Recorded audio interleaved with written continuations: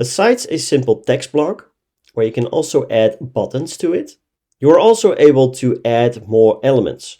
If we press the right mouse button, you'll also be able to go with a question. A question block allows you to ask a particular question towards your subscriber. If we go to the right and hover over the plus add item, you will see that you will have different types of questions that you can ask. A simple text will be a free input question. You can ask for a particular number, for an email, a particular URL, a phone, a certain date, a certain time or date, a choice, so a multiple choice, location, and you'll also be able to request certain rich media, including images, audio, video files, and regular files. This gives you a lot of options to be able to ask a particular question and also for the user to attach any certain files if you so request. If we go with a regular text, you will see that you will be able to ask your question. Below that, you will be able to save the response of that user inside of any custom field that you have. So let's say we're going to go with the user response in this case. You'll also be able to add answers, so multiple choice answers inside of a text element as well.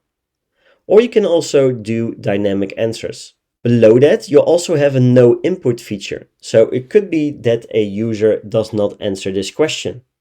If we press this, you will be able to see and set the expire of this user input in a certain number of hours, seconds, or minutes.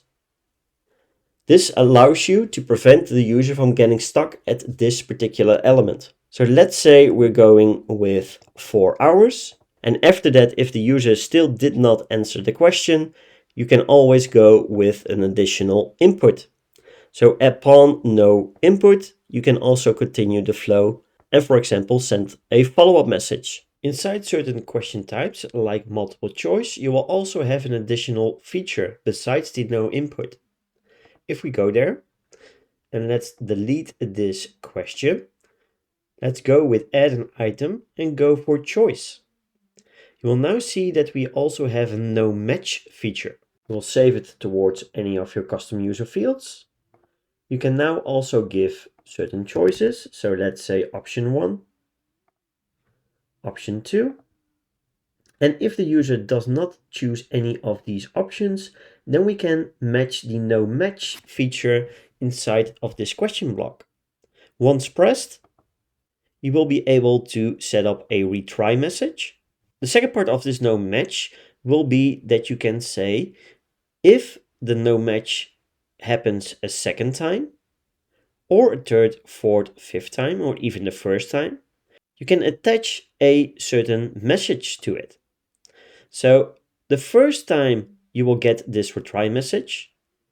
If it happens the second time in this case, we can match the no match, just like the no input, to a specific block.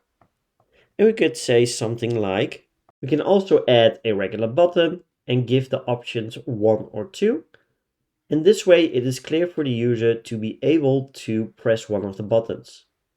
But the no match and no input can be directed to any block you want to, and it gives you a good way of continuing after this question block.